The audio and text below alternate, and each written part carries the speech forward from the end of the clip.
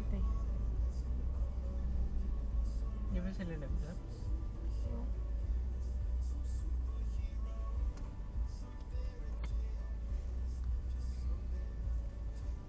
Kanina. Sa atin lang tong dalawa ha. Kasi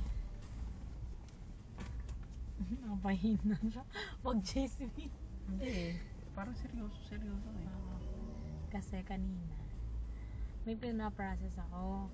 Sabi niya, secretary daw siya ng barangay. So kailangan niya ng travel authority galing sa galing sa kapitan.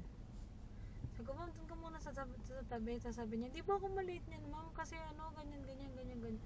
Ma'am, sa government po kasi kayo, kailangan niyo po talaga ng Sige ma'am, ganito na lang. Next option natin ma'am, gumawa lang po ng letter yung kapitan na pinapayagan ko yung umalis na may kasamang ID niya. Yan lang, sisend po sa email. E di doon, tapos nag-CR ako. Pagbalik ko, nandun pa siya, nakita ko. Tapos, nung mga ilang minuto, sabi ko, nasaan na yun? Nung nakita ko pa yung pamilya na nag-iintay. Putang ina mo. Tapos, nung mga ilang minuto, wala na din yung pamilya.